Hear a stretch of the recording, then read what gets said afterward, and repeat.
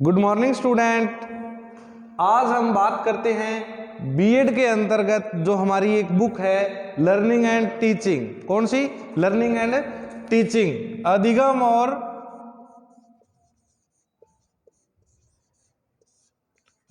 और शिक्षण।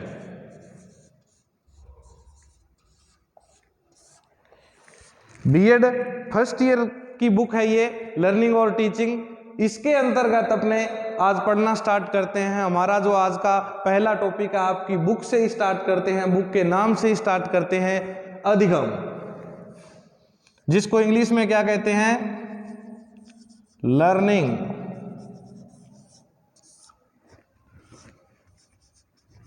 मीन्स अधिगम। बड़ा चिर परिचित शब्द है आपके लिए ये लर्निंग। हर चीज अपने क्या करते हैं? लर्न करते हैं, अधिगम करते हैं, कोई चीज को देखकर, सुनकर या उसको कर कर। ये कोई अपने लिए नई चीज नहीं है, घबराना नहीं है इससे कि ये कोई नया शब्द आ गया बीएड में। लेकिन साइकोलॉजी में ये अधिगम किसको कहते हैं? सीखने को कहते हैं। क्या कहते हैं? सीखने को। इसका अर्थ साइकोलॉजी में अधिगम, और अधिगम को अपनी भाषा में क्या कहते हैं? सीखना। अब सीखने पे बात करते हैं। सीखना क्या है? सीखना ये नहीं है कि आप सिर्फ विद्यालय में ही सीखते हो, विद्यालय के अलावा कहीं सीखते नहीं हो। आप अपने घरों में भी जो क्रियाएं होती हैं उनसे उनका अनुसरण करके भी आप सीखते हो।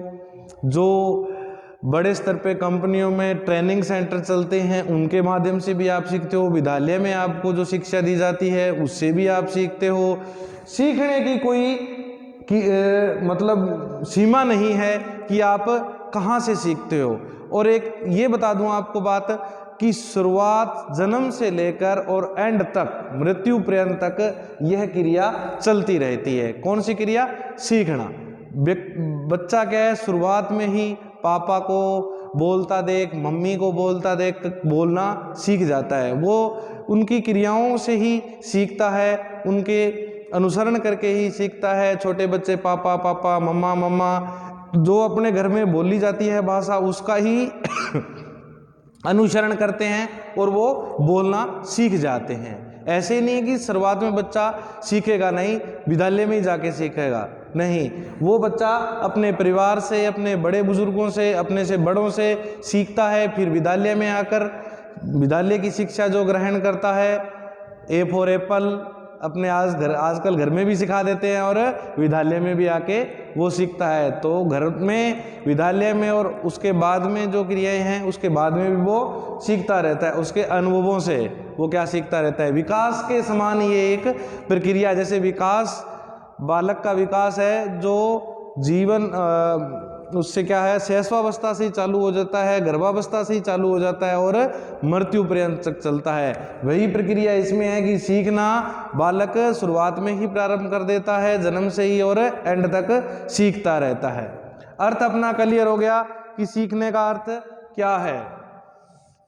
अब इसमें अपने परिभाषा देखते हैं कि सीखने की परिभाषा, अधिगम की परिभाषा। अधिगम की परिभाषा, डेफिनेशन ऑफ लर्निंग के बारे में अपने बात करते हैं कि लर्निंग की डेफिनेशन क्या है। एक वैज्ञानिक है वुडवर्थ। कौन से वैज्ञानिक हैं? वुडवर्थ।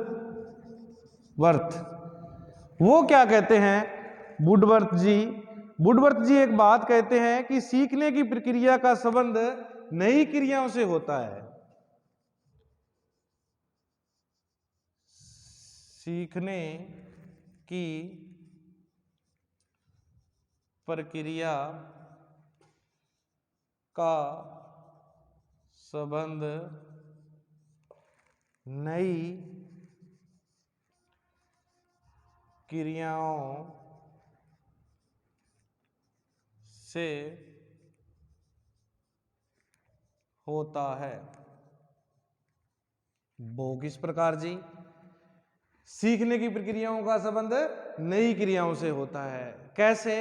जब भी कोई अपने नई क्रिया करते हैं, नया काम करते हैं, तो उससे अपने कुछ ना कुछ जरूर सीखते हैं। अपने काम करके चाहे वो गलत करें चाहे वो सही करें, अपने ये एक बात जो घर पे भी अपने प्रचलन में चलती है, आम भाषा में अपने प्रचलन में चलती है कि और ना तो सही ना हुआ तो क्या है, सीख तो गए, सीखने को तो कुछ मिला।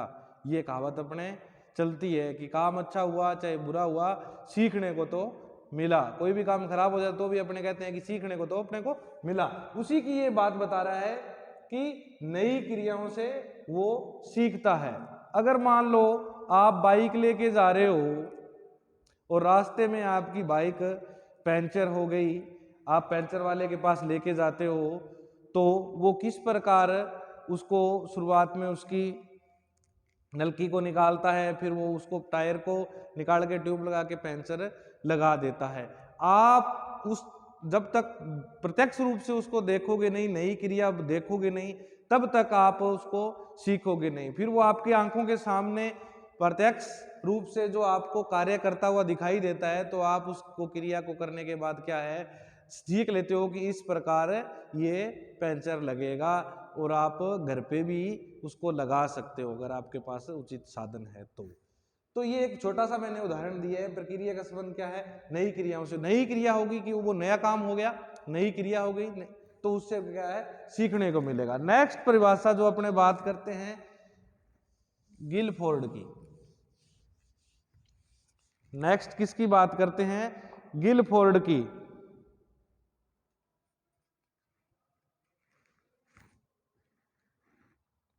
गिलफोर्ड क्या कहता है?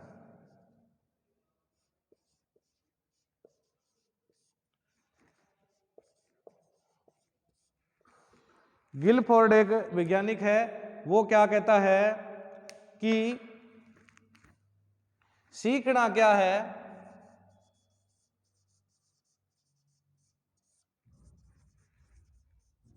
व्यवहार में परिवर्तन है।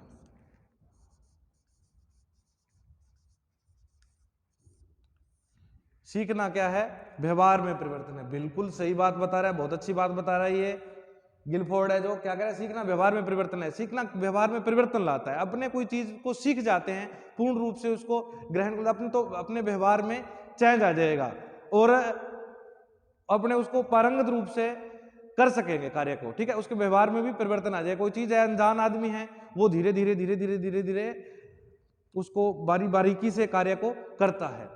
जब आप सीख जाओगे तो आपके व्यवहार में परिवर्तन आ जाएगा कि मैं ये कार्य कर दूंगा, आप कोई भी आपको काम करना, हाँ हाँ मैं कर दूंगा, कोई दिक्कत नहीं है। ठीक है, तो आप ये बात लागू कर सकते हो। सीखना व्यवहार में परिवर्तन, ये इसका परिभाषा दी गई है गिलफोर्ड के द्वारा। सीखना क्या है, व्यवहार में परिवर्तन, इसको अप्लाई उसमें कर सकते हो कि सीखने से व्यवहार में परिवर्तन आ जाता है। अपने कोई बात को सीख लेते हैं तो अपने आसानी से कह देते हैं। आपको अगर आप टीचर बन रहे हो, अगर आपको कह दे बीएड वालों को कि ठीक है आपको ये क्लास दी जाती है 7वीं या 8वीं, इसमें मैथ पढ़ाना है, अगर आप सीखे हो तो आपके व्यवहार में पॉजिटिविटी आएगी। आप कहोगे हाँ हाँ बिल्कुल सर मैं पढ़ा दूंगा, 8वीं क्लास को मैं पढ़ा दूंगा। अगर आप सीखे नहीं हो तो आप अपने व्यवहार में ऐसे परिवर्तन पॉजिटिव नहीं आएगा, नेगेटिव आएगा कि नहीं सर मैं नहीं पढ़ा सकता, तो आप बैक आओगे सामने जाने की, व्यवहार अच्छा नहीं करोगे और अपने व्यवहार में परिवर्तन भी नहीं आएगा, आप बैक हो जाओगे।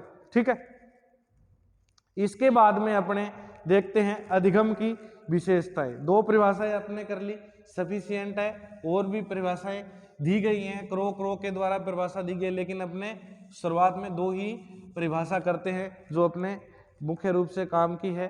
ठीक है, अब करते हैं अपने अधिगम की विशेषताएं। सॉरी एक बार, अधिगम की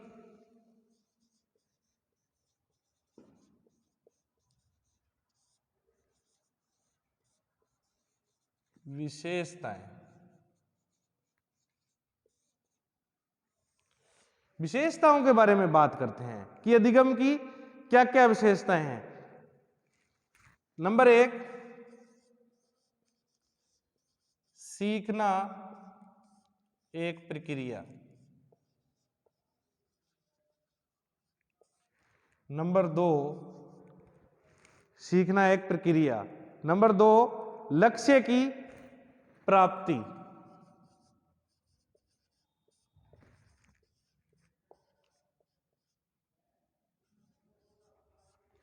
नंबर 3, विभेदीकरण।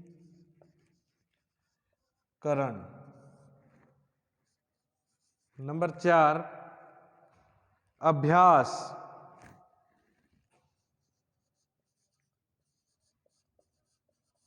नंबर 5, परिवर्तन में स्थायित्व। परिवर्तन में स्थायित्व, ये जो है इसकी 5 मुख्य विशेषताएं हैं। स्थायित्वता है, क्या है लास्ट में इसको, स्थायित्वता, ठीक है, परिवर्तन में स्थायित्वता। नंबर 1 से अपने चलते हैं, थोड़ी थोड़ी इसकी जो है देख लेते हैं, व्याख्या देख लेते हैं कि किस प्रकार ये टॉपिक विशेषताओं के बारे में कहा गया है। सीखना एक प्रक्रिया, सीखना क्या है, एक प्रोसेस है। क्या है कि प्रोसेस है, आप शुरुआत में छोटी चीज से लगोगे, छोटे छोटे पॉइंट से लगोगे और बड़े स्तर पर उसको कार्यों को करते जाओगे। सीखना एक क्या है, लर्निंग की एक प्रोसेस है, प्रक्रिया है, जिससे आप 1 बाय 1, पहले आप ये नहीं है पढ़ना सीखोगे तो सबसे पहले आप कै कबूतर याद करोगे, कै कै कै कै गड़े सब एक कै से लेकर गै तक याद करोगे, फिर आप बारखड़ी याद करोगे और इसके बाद में आप पढ़ना सीख जाओगे, लिखना सीख जाओगे।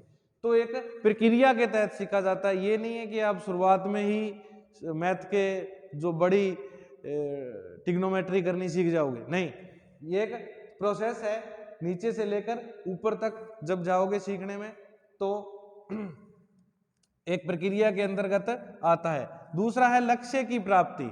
जब आप सीखोगे तो लक्ष्य प्राप्त करोगे। अगर आप किसी काम को करना चाहते हो तो सबसे पहले उस काम का नॉलेज, उसको सीखना हमारे लिए बहुत ही आवश्यक है। किसी काम को पूर्ण रूप से अपने उसके लक्ष्य तक ले जाने के लिए सीखना हमारे लिए बहुत ही आवश्यक है। अपने आप को मान लो किसी काम को करना है, पढ़ाना ही, विद्यालय ही खोलना है तो सबसे पहले आपको पढ़ाना आना चाहिए। कोचिंग सेंटर खोलना है तो सबसे पहले आपको पढ़ाना आना चाहिए। लक्ष्य की प्राप्ति तभी होगी, सीखना बहुत जरूरी है। इसमें विभेदीकरण, अगर आपके अंदर अधिगम की क्षमता है तो आप शिक्षा मनोविज्ञान में बताया गया कि 2 व्यक्तियों के बीच में डिफरेंटेशन, 2 व्यक्तियों के बीच में विभेदीकरण करना सीख जाओगे। अच्छे और बुरे के बारे में ज्ञान आपको हो जाएगा, उसको क्या कहते हैं, विभेदीकरण। अभ्यास, सीखना इसकी एक विशेषता है, सीखने की ये विशेषता है कि अभ्यास, जब तक आप अभ्यास नहीं करोगे किसी कार्य का, अभ्यास से क्या हो जाता है, सीखना की क्रिया पूर्ण हो जाती है। बार बार आप किसी चीज का अभ्यास करोगे, 2 बार रोंग होगे, 3 बार रोंग होगे तो आप अभ्यास से उस कार्य को पूर्ण रूप से सीख जाओगे। चींटी 1 बार चढ़ी, 2 बार चढ़ी, 10 बार चढ़ी, नहीं पहुंची, 100वीं बार वो पार कर गई। वही बात इसमें है कि अभ्यास से आप सीख जाओगे। परिवर्तन में स्थायित्वता, कोई चीज को आप करोगे तो आपके अंदर क्या आएगा, परिवर्तन आएगा, ठीक है, परिवर्तन आएगा। उसमें क्या है, आप जब बार बार उसको सीखोगे तो उसमें क्या आ जाएगी, स्थायित्वता आ जाएगी। पहले कोई चित्र, मान लो आप पेंटर हो और कोई चित्र बनाते हो तो शुरुआत में आप ऐसा बनाओगे, बाद में परिवर्तन आता है, ऐसे बनाया, कोई और चित्र बनाया, कोई और चित्र बनाया, फिर आपके परिवर्तन में स्थायित्वता आ जाएगी। आप एक जैसे ही चित्र 3-4 बार बनाओगे तो अलग अलग बनाओगे और 5, 7वीं, 8वीं, 10वीं बार बनाओगे तो आपके परिवर्तन में क्या है, अभ्यास करने से, सीखने से क्या है, स्थायित्वता आ जाएगी। आप उसको स्थायी रूप दे दोगे, फिर उसके बाद में कभी चेंज नहीं होगा। आपने देखा होगा कि पेंटर जो लिखते हैं उनकी लिखावट, आपकी लिखावट है उसमें क्या है, स्थायित्वता आ गई। आप शुरू में देखो सीखे, क्या सीखे, अभ्यास करके सीखे लिखना, अभ्यास करना, अभ्यास करके सीखे और सीखने के बाद परिवर्तन में स्थायित्वता आ गई। पहले छोटे बड़े अक्षर लिखते थे, अब आप जैसे मर्जी लिखो, जल्दबाजी में लिखो धीरे धीरे लिखो। अब आपके लिखावट में क्या आ गई, स्थायित्व आ गई, परिवर्तन में स्थायित्व। तो ये सीखने की ही विशेषता है। तो चलिए आज हम इतना ही टॉपिक करेंगे। नेक्स्ट वीडियो में अपने नए टॉपिक की वीडियो लेके आएंगे। आप अच्छी अच्छी वीडियो प्राप्त करने के लिए, ऐसी साइकोलॉजी की बीएड की वीडियो प्राप्त करने के लिए हमारे यूट्यूब चैनल उषा गोदारा के नाम से उसको सब्सक्राइब कीजिए। हमारी वीडियो अच्छी लगी तो इसको लाइक कीजिए। बहुत बहुत धन्यवाद।